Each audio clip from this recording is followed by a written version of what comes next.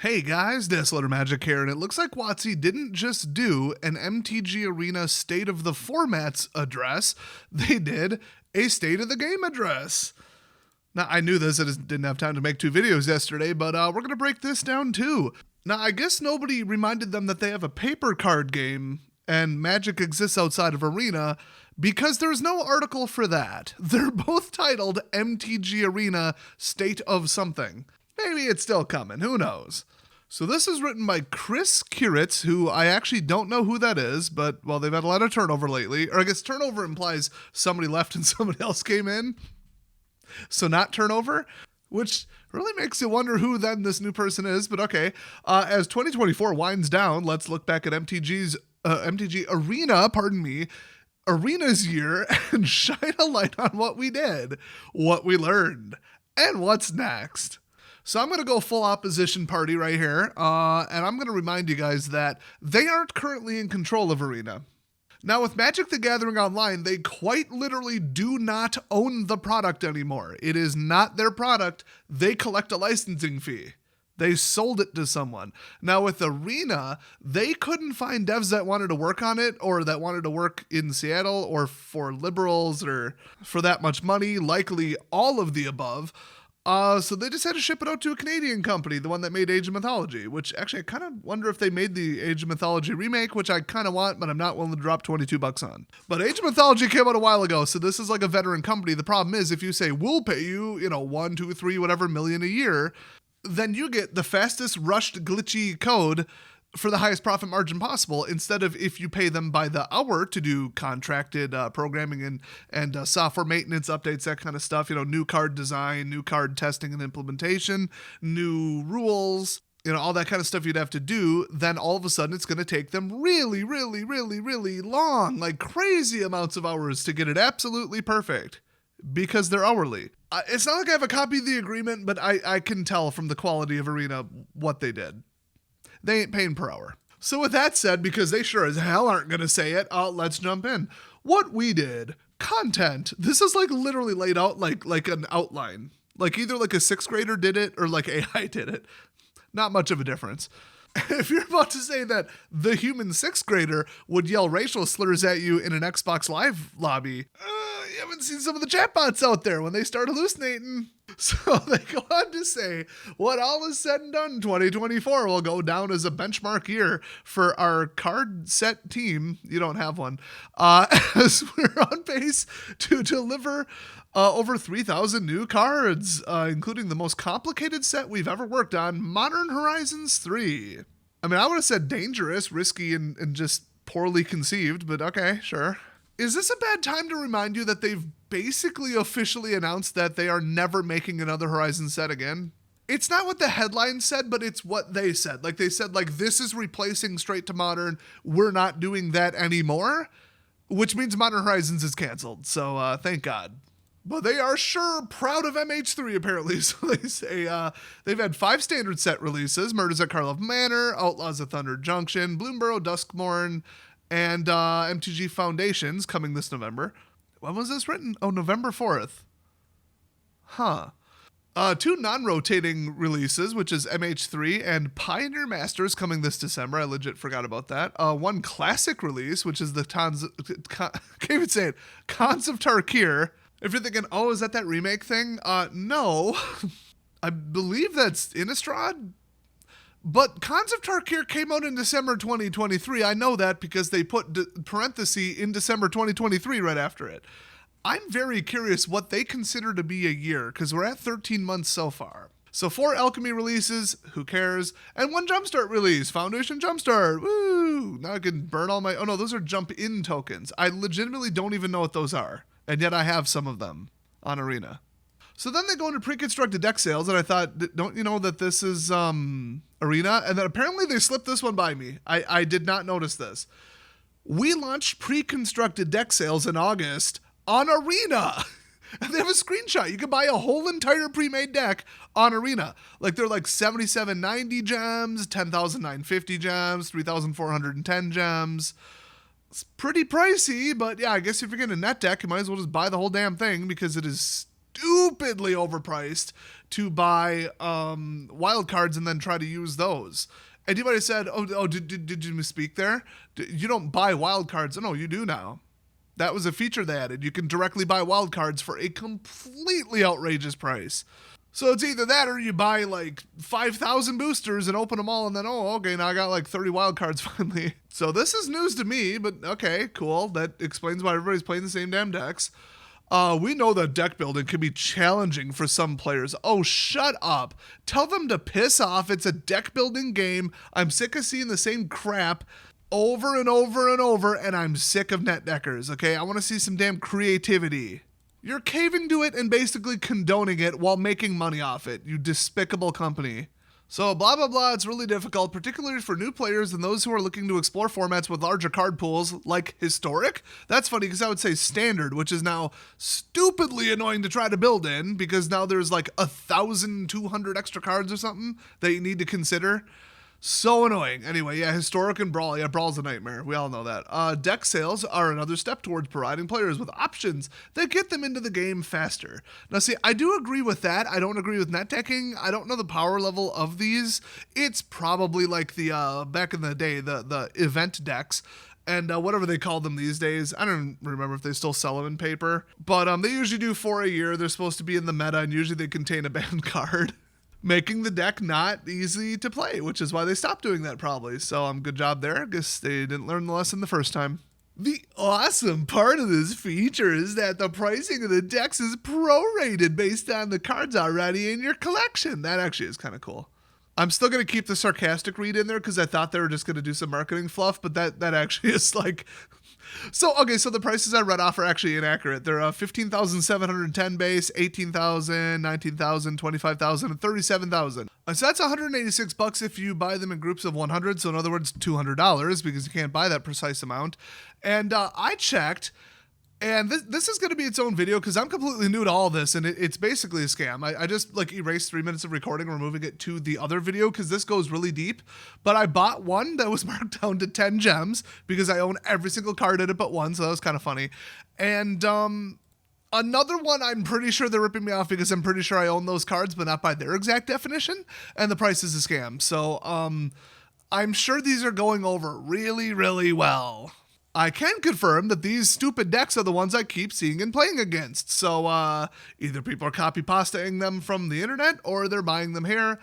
Don't know, don't care, I hate it. I am sick of playing against these 5 decks. So they move on to the section that says new way to earn rewards. With the launch of Modern Horizons 3, we experiment with a new way for players to earn rewards. The Psychic Frogs Horizon Hideaway. Oh, that stupid thing. Yeah, that didn't go well. This served 2 purposes. The first purpose was, okay, let me explain what it is, because they're not going to do it. They wanted more money. That's their purpose. So here's our 2 purposes, money and money. So they gave you a whole bunch of free credit things, but then you had to buy the pass to spend them. So it was the most like FOMO ridiculous thing. I completely ignored them. I think everybody completely ignored them. I'm not buying a second damn Mastery Pass. I'm not buying a membership to your online store to spend the currency you just gave me. Okay, I'm not that damn stupid. And I think it was like $15 to $30 or something, some in that neighborhood. Utterly ridiculous. I think I even had the gems and I just wasn't willing to do it. So they're like, hey, you earned this currency. Hey, you earned this free thing. Hey, have this free thing. There's these free tickets. Look at all these cool tickets. Oh, you can't spend them unless you buy access to the store. So I'm just spending money on more cosmetic bullshit with more steps. Do you think Magic players are stupid? Because we're good at patterns and math. That's like kind of the whole thing, actually. So yeah, complete and utter flop. Let's see what they say about it. Everybody hated it, by the way. Everybody online was tearing this apart. So the first purpose was to explore a new way for players to opt into Mastery Pass rewards with a non-standard release. With last year's Universes Beyond release as an Alchemy set, we heard feedback from standard-only players that the associated Mastery Pass was disruptive to their experience. Yes, that irrelevant Mastery Pass that gave us packs for shit we don't even play was a little bit of a mistake when most people are playing standard. Oh my god. Anyway, Horizon Hideaways was our first attempt at limiting standard player disruption. They gave the rewards to standard players in standard games, standard matches. Anyway, while providing a past-like experience for everyone else. No, it was a manipulative scam to get stupid people to spend money because of FOMO. It was a complete and utter psyop, so shut up. I am so offended by them trying to continue to gaslight us on this shit when everybody saw right through it. The second purpose was to give players more control over how they earn cosmetic. Oh, shut up. I'm not even going to read this. So next up, they say, speaking of cosmetics, the Outlaws of Thunder Junction release saw the return of phrase emotes, the only good thing in all of Arena. Let me just put that out there. And then this just says howdy for some reason. I don't know. Is that what one of them says? I bought the damn pack. I don't know. I just wanted the one from Duskborn that said, do you want to play a game and run? Because that very much describes mine. And anything that was a meme reference, I bought it, because I got more currency than I know what to do with, and I'm a free player, and they hate me for that. So, boo-hoo. But they say this works to also establish a foundation that we could build upon for an upcoming feature. More on that in a bit. Oh, God, I can't even imagine what they're planning. Full screen emotes? Are they going to go full MSN Messenger like 03? Gonna get like the little kid with the ice cream cone where the ice cream shifts off the thing and then he cries? Shout out to everybody who just got a nostalgia nuke over that one. Great, more cosmetics, yay. When they actually try and they actually make like something fun and interesting, people buy it. Who would have thought they should try that with the rest of the card game? So then they just have play, okay? Delivering all these cards and decks doesn't matter without somewhere to play them.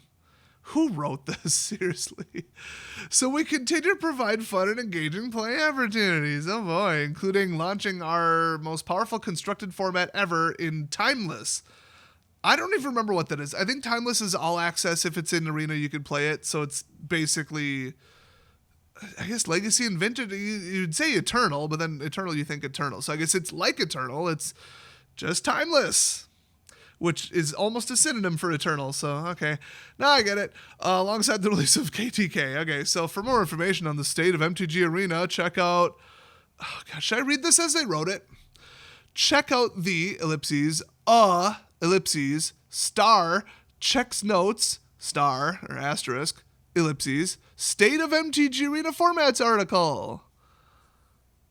You know Blake wrote that, okay? It says somebody else wrote that. Blake wrote that. The takeaway for this article, however, is we're continuing to grow and adjust how we manage formats and plan to meet the needs of an ever-expanding audience. That is corporate fluff and means nothing. From midweek magic to arena championships to things that nobody gives a shit about, we continue to run events for a wide range of players. Well, no, not percentage-wise. Percentage of the community know, the way they phrased it, maybe, which means that they know. They know. Broadening options so you can find the right experience for you, which is a different card game. Go play Pokemon. I heard that shit's popping off. Arena Direct events. Oh boy, hey, remember when they used to do fun events? Like free stuff where it was like free cast and like weird token stuff and like Momir and... Yeah, they don't do that no more. One example of us looking for new ways for players to play is the launch of the Arena Direct event series. I legitimately don't know what that is. Built on the learnings of our Festival in a Box events at the end of 2023. Oh yeah, like the $200 entry fee and then we'll mail you something. Eventually, maybe if you're lucky. Yeah, that thing, real popular. While we're very excited by the initial results, it shouldn't be. We know that there are opportunities to improve the player experience for the winners, and we're actively working to correct some of the issues as we plan for our next set of Arena Direct events. Permanently changing the username to gold. There you go. Not orange, so that they don't think you're staff, but gold. There you go. Done. Wizards Play Network programs. Does anybody give a shit? Oh, yeah. Well, I guess, the digital tie-ins, which are really just you trying to force stores to buy a product which sends them out of the store and onto digital so that they don't show up to your store anymore. Like, that's basically what the WPN tie-ins have been so far related to Arena. And stores are pissed because they already have to compete with these assholes on Amazon. So in addition to MTG Arena Play, over the past few months, we've collaborated with the WPN team to try new programs that reward you for in-person play. In the month of May, you could join in at least 3 drafts at your local game store and earn an MTG Arena draft token the following month. Oh yeah, I heard about that. I bet nobody did it. In August, if you joined in up to 4, this is such a bad way to phrase this. Standard events, you could earn cards, a card style, and a mythic pack on MTG Arena. We're excited about connected play and will continue to explore options that bridge in-store and digital play. Yeah, no, they're having welcome packs or whatever that basically just say, hey, go on Arena and like don't go back to the store. Oh, and then they get into what we learned. In other words, what we did wrong. I'm sure this will be not completely disingenuous. We've learned a lot in 2024 that will inform our growth for the next year and beyond. One of our biggest areas is continuing to improve our communications and setting better expectations with players. How about start with make the cards work when you release them? Lower the prices on Arena because nobody's paying for this bullshit. And stop all the rigged bullshit because I want to go first. Get this, 50% of the time. I don't give a shit if my ultra fast or ultra slow deck makes the experience worse for the players. Ban one of my cards then. Stop me from playing it. That's your fucking job, not my job to make somebody feel better that my Candy Cane Blitz deck for 3 years absolutely runs them the over because I'm allowed to go first 50% of the time, so you make me go first 18% of the time. Yes, I tracked it for 1,000 games. I go first around 18 to 21% of the time with a 3% margin of error. That is what they did. That is a proven fact. When the solution for your broken, untested standard where you let a certain archetype get completely out of control and now I'm playing something that isn't fun for the other players, well, welcome to my world, first of all. But when your solution is, let's just cheat, let's just literally rig the game against this person, you. You have lost every single tiny little bit of respect that some members of the community have had for you, and they just finally gave up and stopped playing Arena. And that's less money in your pocket. So why don't you fix your damn format, fix your damn problems, and fix the rigged shit in Arena? I can only draw 9 lands in a row on the 6th game of a draft so many fucking times before I just say, you know what? This is rigged and you're cheating, fuck you. And then I go play the Age of Mythology remake. Just kidding, I'm playing Pal World right now. Way more fun. Why don't you start with that? But let's hear what they're gonna do. On the product side, our announcements for the Horizon Hideaway, a pre-constructed deck and pre-constructed deck sales didn't set expectations as well as they could have. I literally run a 50,000 person Magic channel and I didn't know what was going on. So yes, I would say that you f***ed that up a little bit. Even I can barely tolerate to read your stupid cringe announcements. You clearly did not advertise it well enough in Arena itself where I already f***ing am. Yeah, you dropped the ball. You dropped the ball hard. For the Hideaway, we saw confusion on how to unlock the Hideaway or redeem tickets. Yeah, because it was a scam and you made it look like it wasn't. Particularly for players who are not explicitly looking to engage with Modern Horizons 3 content. That's what I just said. They're like, oh, we wanted a way to separate like a Mastery Pass thing for people who don't play Standard. So we gave all the tickets away to people who played Standard and nobody knew what the hell was going on and didn't want any of the MH3 content because we don't play other formats. Nobody does. We were trying to balance awareness of the system with those who wanted it while reducing the disruption it created for those who wanted to ignore it. And now you put in a comma, and we missed the mark. You also suck at writing and editing, just throwing that out there. From a former editor from a multi-billion-dollar company. Technically top technical writer as well. On the bright side, not only did we learn, but we also have plenty of time to get it right. What are they going to change to get it right? Make it even more manipulative? Oh, they solved it because, and I quote, all of our set releases next year will be legal in all formats. So that just makes the problem go away. So they're going to do it again, but I guess come up with a different excuse for Hasbro when they come asking about why nobody bought their stupid new $50 Mastery Pass or whatever they're going to do when we already have a Mastery Pass going. And I got an idea. Let's not do an Alchemy Mastery Pass again because then nobody will buy it because nobody fucking plays Alchemy.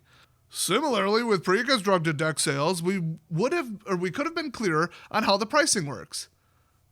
I mean, not really. I mean, before you click on it, I guess, because when you click on it, you think you're purchasing it, but it brings you to an "Are you sure?" summary page. Yeah, they could have just had a UI designer do that better. That's not really a big deal. It is because it cost them sales, but it's a really simple fix, and they, to this day, haven't implemented it, which proves that they're lying. They haven't learned anything, but okay. Because we're often trying novel things inside of established systems, we make hard decisions for products and features. Oh yeah, your life is so hard. Usually this comes down to some version of, is it worth it to wait until we can perfectly polish this product or feature, or does Hasbro want money now? Oh, I misread that. It says, or can we navigate the existing constraints and still deliver something good for players? No, if it's not done yet, and plus, it'd take 5 minutes to say, should we tell people why the price is reduced? Because that just looks like it's on sale. Like, it doesn't say it's reduced because you already own a bunch of the cards. Yeah, we should put up one little paragraph of text. Like, okay, do it. 5-minute update. Oh, can't wait to see the contractor bill for this one. Like, come on. You're just bad. You're just bad at your jobs. You're making excuses for having a bad product, bad ideas, bad implementation, and being greedy, careless, and lazy and incompetent. And that is all I see when I look through any feature or anything you did in the last 13-month-long year, I guess, that you're measuring arena success. They proceed to throw the designers under the bus on this by saying, oh, it's their fault for only adding 2 fields and they think about things wrong, basically. That's how I would summarize it. Unbelievable. Then they go on to say, for events, we're aware that the experience for some of our Arena Direct winners wasn't good enough. I really don't know what they won. I mean, Arena Direct, like, is that the $2,000 prize pool thing that they keep doing? Because $2,000 is fine for me. We're working with both internal and external partners to resolve some of the issues we've encountered, which have proven to be tougher to solve than expected and has delayed have delayed the return of Arena Directs. Oh, I didn't realize they were discontinued. Ooh. The good news, however, is that we're making progress towards resolving issues for current winners and are currently working on improvements to the process for future winners. Let me guess, people didn't get paid because they were participating from a non-supported country or refused to give the people their tax information correctly, or you failed to communicate that you're going to get what looks like a random phishing email of somebody asking for your fucking social security number so they can pay you money, and it went to your spam or you deleted it. And then you're hitting up WotC support saying, why didn't I get paid my $2,000 for winning this tournament? I work in IT, and if anything like that is going out with the email, we warn people ahead of time to watch for it, or we're going to get phishing report, deleted. Hey, can you send me back a copy of that? No, it was customized and personalized to just you with a link with just your unique token in it. So no, we can't do that. Guess what I'm in charge of, among other systems at my work? So finally, we learned that there is still an opportunity to improve our digital formats. Yeah, make them not shit. How about that? We've adjusted some alchemy design philosophy around what we construct our releases to emphasize fun play patterns. That is not a sentence. The rest were a stretch, but that is literally not a sentence that a human being in English would ever say. And we are seeing good results. We also want to be more responsive in our digital format balance. And when have they ever rebalanced anything in Alchemy? I've never even seen an announcement. Not that I care, not that I would read it, but my God, I think they just gave up. So they want to be more responsive in our digital format balance. If you can do literally anything to keep me from playing against Black Discard every fucking match, do it. Do it right now. Right this second. Otherwise, I'm done playing this shit. Plus, get rid of all the rigged shit, okay? People already blew the lid off it. We get it. You rigged the shuffler, you rigged the go first system, you rigged the matchmaking. We get it. It's obvious. When I'm already in gold and I won 5 matches and you match me up against somebody in bronze, I'm about to get my ass kicked. We've seen it live on stream. We know it's rigged, okay? You use like a double LO system until it's not convenient. You don't like the amount I'm winning because I'm a free player. Then you just match me up against somebody with a god tier deck that I'm not even convinced is a real human. In the last stream, I just got matched up against the same user twice. How do you explain that? In fact, how do you explain the fact that they were running a different deck the second time? They would have had to forfeit and redraft and then win a couple. It's almost like you're just lying and it's not an LO system and you're just full of shit.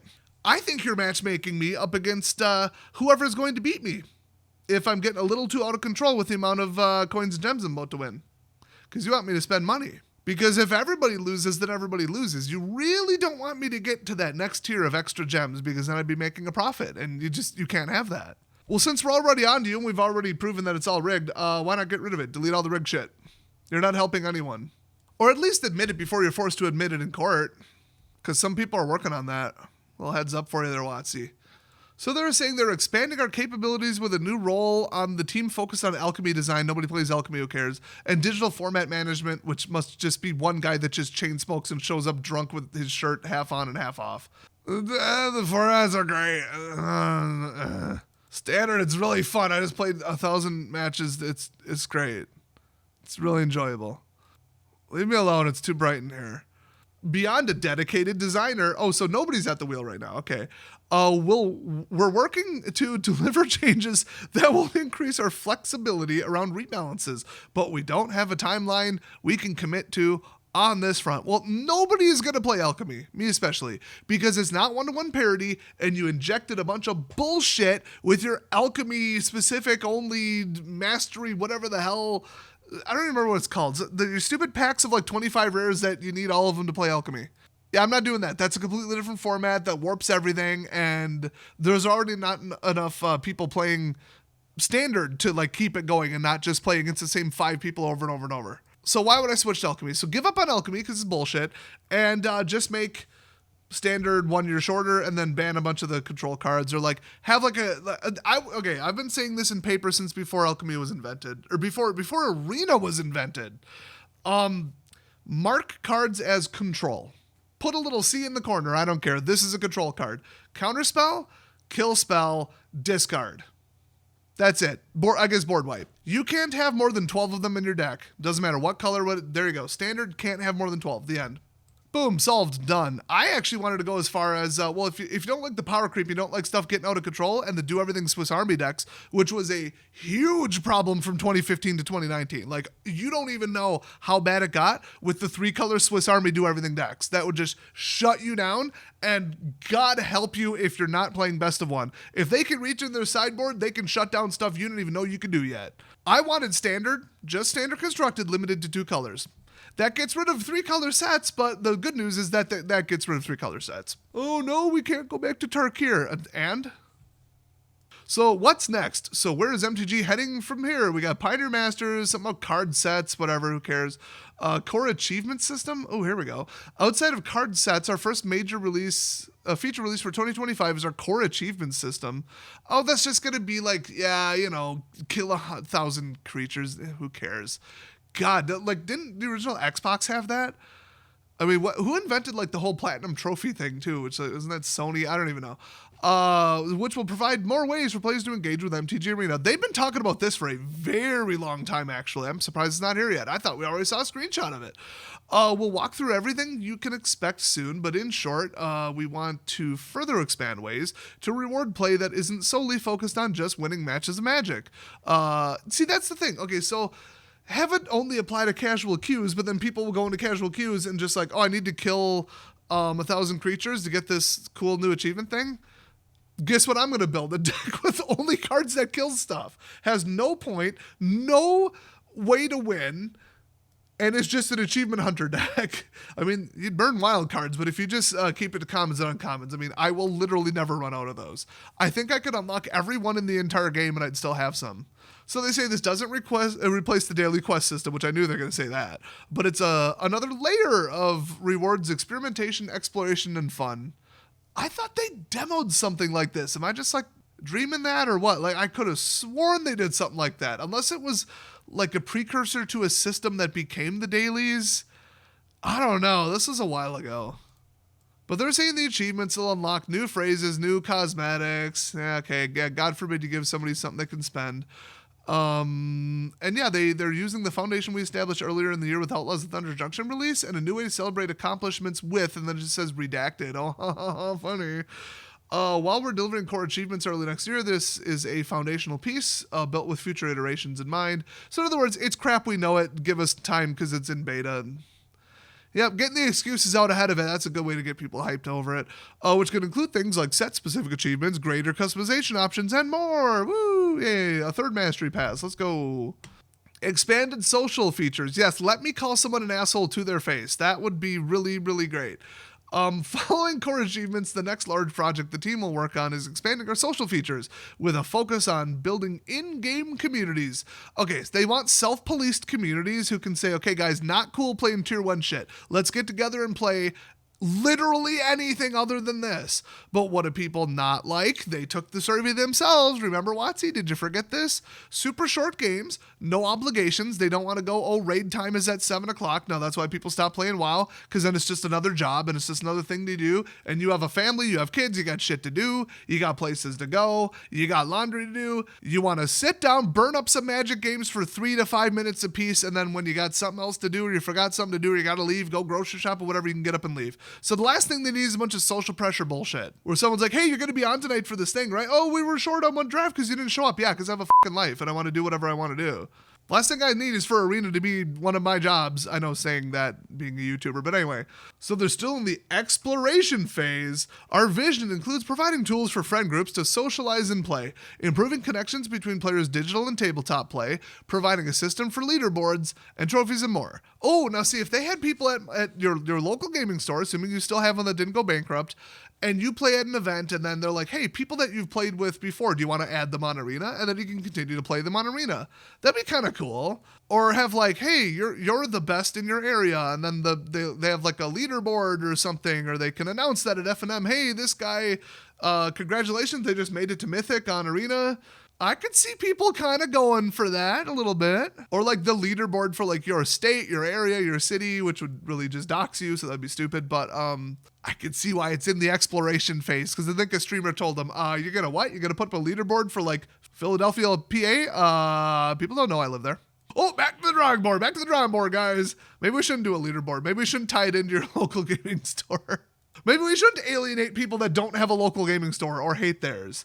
Then they got some quality of life improvements. Oh boy. Updating the golden pack meter to progress with all standard legal pack purchases, which means every set released in 2025.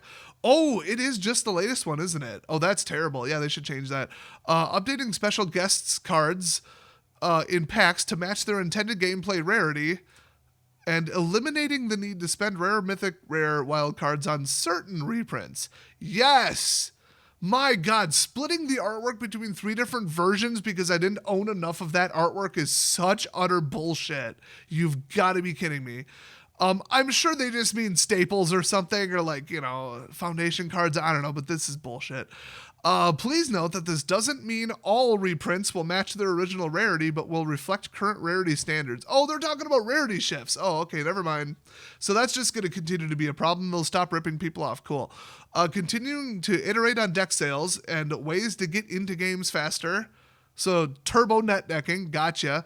Improving connections between in-store and digital play. Yeah, we knew that. Continuing collaborations with the play and products teams.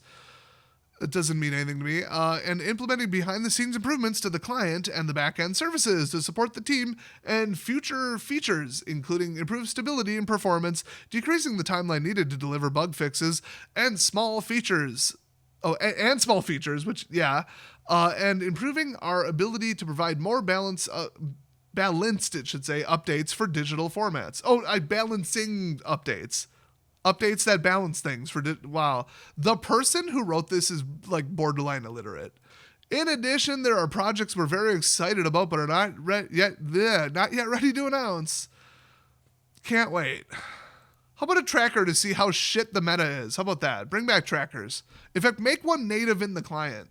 Or maybe get rid of people cheating at all the quick drafts. Maybe start with that. That'd be a fun new feature. Oh my God, this was more of a shit show than I thought. What an absolute mess. The fact that they tried to polish a turd with this entire stupid article is just amazing. They know they've got a dying product and they don't know what to chase. They don't know what they're doing. And they painted themselves into a corner. So good luck with that in the future. I can't wait till you announce your bankruptcy. I'll see you guys next time.